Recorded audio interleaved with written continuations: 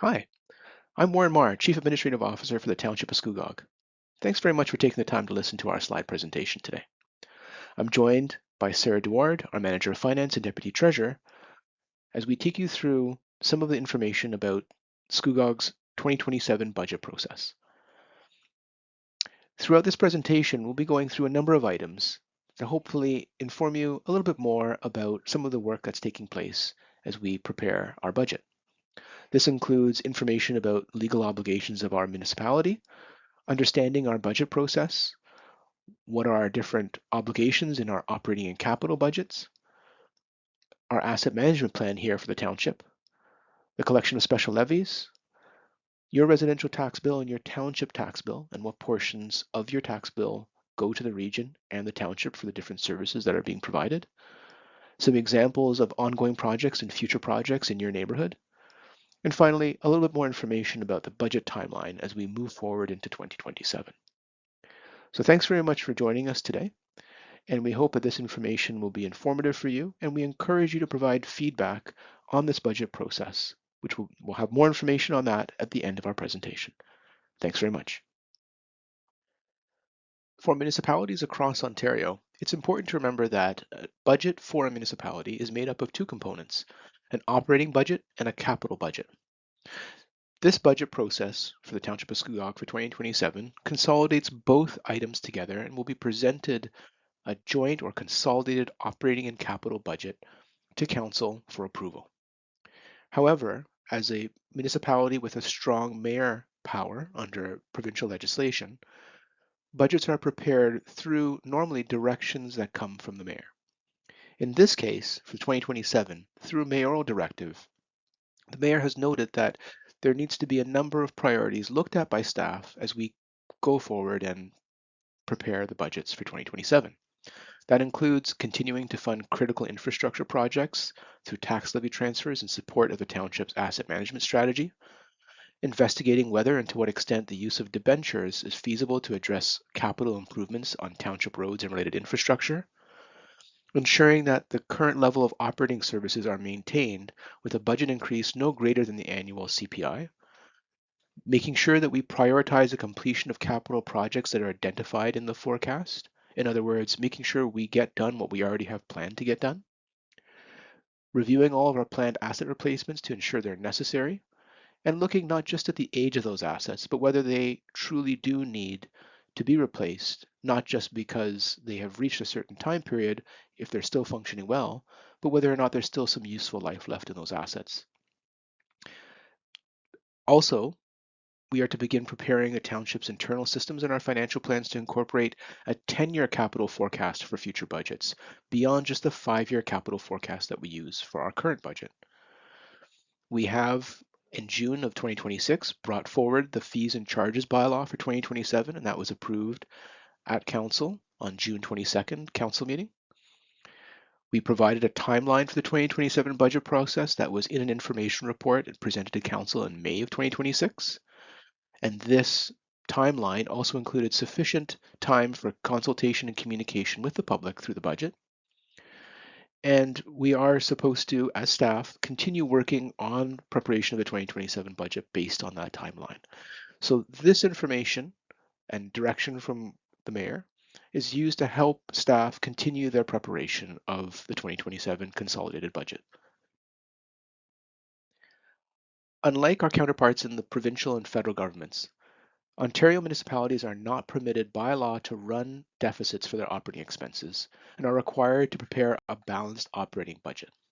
That means that unforeseen operating expenses, things like snow clearing, which may be impacted by poor weather throughout the winter season, can be paid from applicable reserves that are effectively put aside to cover such rainy day expenses. If there's a budget surplus in a year, it can be assigned to reserves, again, to protect for those unforeseen expenses in future years, which is a strong component of good budget planning throughout municipal governance in Ontario. The township is made up of several departments, overseen by the Chief Administrative Officer, with the assistance and guidance of individual department heads. These departments include Public Works and Recreation, which assists with items such as snow clearing, road maintenance, our arenas and our parks, our finance department, our corporate services department, which handles our internal IT needs, development services, which includes planning and building services, fire and emergency services, which also deals with bylaw and parking enforcement, and our communications and strategic projects department, which handles items such as communications, economic development, tourism, and our museum. Each of our departments prepares a budget for its area based on last year's spending and anticipated future needs. The goal ultimately is to maintain service levels for residents, or where it is fiscally possible, to enhance them so that way residents are always achieving the best level of service from our municipal government. Now, our budget for 2027 is prepared alongside the Mayor's Budget Directive, as I mentioned earlier, as well as our corporate strategic plan. And this plan outlines the township's priorities on items such as infrastructure, sustainability, economic development and tourism, the natural environment, and a complete community. The operating budget funds the day-to-day municipal services residents rely on, such as snow removal, fire and emergency response, road and park maintenance, recreation programs, animal services, local planning, and the library. It also includes the staffing costs required to deliver these services. User fees, like ice rentals, for example, and grants help to offset the amount of property taxes the township needs to collect in order to deliver a balanced budget. The capital budget funds the assets and infrastructure Scugog needs to support a growing and thriving community. This includes building, repairing, and replacing things like roads, parks, facilities, and other essential infrastructure. It's a lot like owning a home. Some purchases are exciting, like renovating a kitchen or adding a new deck, but you also have to budget for the less glamorous things, like replacing the furniture, fixing the roof, or updating the plumbing.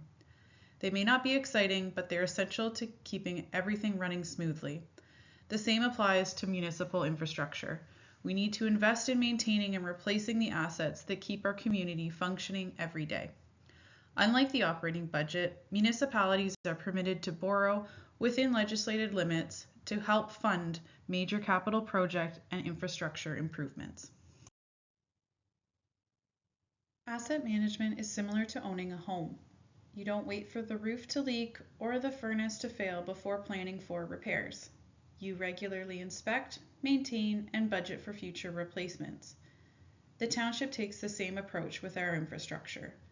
We use condition assessments, regular inspections, and resident feedback to understand the condition of our assets and prioritize where investments are needed most. Asset management is also important when planning for growth. Just like buying a home, the purchase price is only the beginning. The biggest costs come over time through ongoing maintenance, operations, and eventual replacement. Life cycle costing helps us understand those long-term costs so we can make sustainable financial decisions. To support the asset management plan, Scugog collects a 4% special levy. The levy enables staff to dedicate funds to improve roads, facilities, vehicles, and equipment in excess of our township allotted taxes for maintenance, grant programs, and higher level government funding. For anyone who owns a home, setting aside money each year for maintenance, repairs, and improvements is just part of the job. It can be easy to lose track of what needs attention if you don't have a good record of when things were last replaced. For example, if you don't know how old your roof is, you may not realize it's time to replace it until the shingles start landing in your neighbor's yard after a windstorm. The same idea applies to our roads. Over the past several years, we've been steadily improving our asset information so we can prioritize road investments based on age, condition, and need, not just when problems become obvious. The 2026 Roads Needs Study will help complete the remaining information gaps, giving us an even stronger foundation for making informed investment decisions. For every $100 on a residential property tax bill, $54 funds regional services, $32 supports township services, and $14 goes to the Ministry of Education. You may have noticed that the education portion of the property tax rate has remained stable over the past several years. While that might suggest education funding hasn't changed, that's actually not the case. The province has shifted how it funds education. Rather than relying on increases to the education property tax rate, a larger share of funding now comes from other provincial revenue sources, such as personal and corporate income taxes. For every $100 you pay in property taxes, only $32 stays with the township. This slide illustrates how that $32 is divided among township departments. You can see approximately 65% is allocated to public works and recreation. This includes the special levies.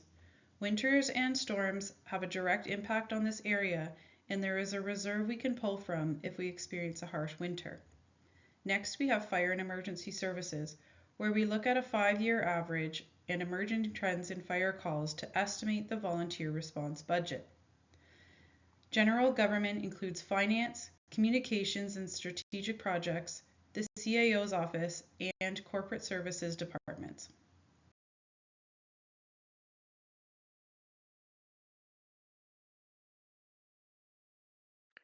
As mentioned, not every dollar that's paid for by your property taxes goes towards township services. About 54% or $54 out of every $100 that you pay goes towards providing regional services to our community. An example of township services that you pay for includes parks and recreation services, things such as maintaining our parks, our arenas, and our other facilities, snow clearing and road maintenance, animal control, which we do in partnership with the Township of Uxbridge, fire and emergency services, and our bylaw enforcement team. Regional services that are provided by Durham include Durham Region Transit, waste management, regional roads, Durham Regional Police Services, housing and social services, sewage, and water services that are provided here within the community, all of which are regional services for which if you have any questions, the region of Durham will be able to help you. For township services, Township of Scugog staff are always ready and able and willing to assist with any questions or concerns that you may have. I'd like to take a moment to highlight some examples of completed or ongoing projects in your area so far this year. Now, these projects in this slide are some examples happening within the Port Perry area, but if you come to our budget open houses in Nestleton and Greenbank, you'll hear some examples about projects in those areas and the surrounding areas that have been ongoing this past year. But for this slide, we'd like to highlight 3 projects. Our roads triage resurfacing program, which included asphalt milling, road base restoration, and the adjustment of structure frames and covers, and the placement of new asphalt layers. These selected roads were not expected to require underground infrastructure work within the next decade, and that would help us to ensure a cost-effective and sustainable investment into the township's transportation network. And this work is scheduled to be completed in July of 2026. The second project is the Scugog Line 2 modular bridge installation.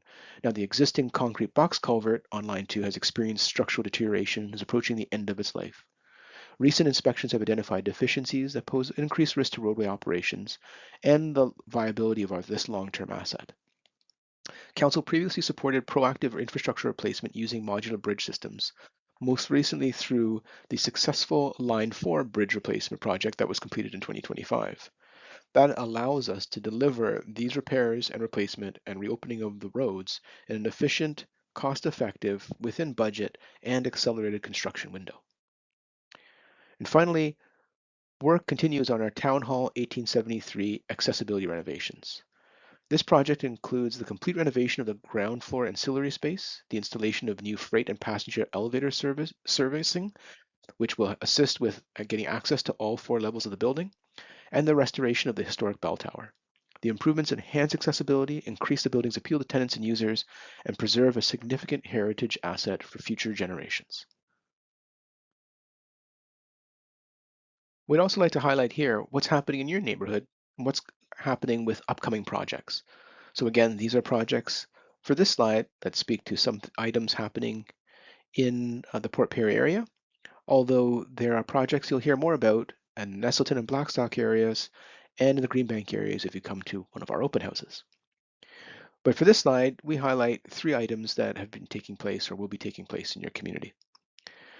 The first is a tandem axle replacement. This project will replace a 2015 plow truck that has reached the end of its useful life, and this replacement unit will help to support the continued delivery of snow plowing and sanding services on township roads while improving reliability, operational efficiency, and fleet sustainability. The second item is the Old Simcoe Road rehabilitation from Reach Street to Queen Street. The project will help to rehabilitate sections of Old Simcoe Road between Queen Street and McDonald Street and between Paxton and Reach Street.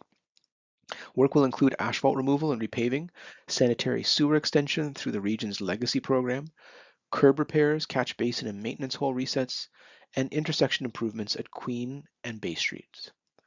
The project will enhance road safety, improve ride quality, and extend the life of this critical transportation asset. And finally, we're looking at the Bagwatting Stormwater Management Pond rehabilitation. For this work, we'll be completing some survey, design, and tender documents, the rehabilitation of the Bagwatting Stormwater Management Pond, which will include sediment removal, vegetation clearing, headwall repairs, and the installation of a stormwater treatment shield to maintain pond performance and improve water quality entering into the lake. As presented to Council back in May, there is a budget timeline that has been set out for approval of the consolidated operating and capital budget for 2027. For July and August, we will be commencing our budget survey and doing our in-person budget town halls throughout the community. We look forward to seeing you all and hearing from you, if you're unable to attend, through our online budget survey. In September, we will be reporting on the survey results to Council and also to the public at the September Council meeting. Work will then continue on throughout the fall and winter as we then work towards, in January, circulating a draft consolidated budget to Council. In February of 2027, we expect to do a budget presentation to Council to formally introduce and take comments and questions from Council and the public. Finally, in February and March, budget will be deemed adopted under the budget approval provisions within the Municipal Act and its regulations. We hope that you have an opportunity throughout this process to participate in the creation of the budget, which impacts all of us here in the Township. Thanks very much for listening to this budget presentation. We invite you to submit your feedback through our online budget survey and obtain more information about the 2027 budget at our website at my.scugog.ca/budget. Or you can scan the QR code that's on this slide to share some of your feedback with us. It's very important for us to hear from the community so we can better understand some of your priorities and needs as we continue to prepare our consolidated capital and operating budget. Thank you very much again for listening, and we look forward to receiving your feedback.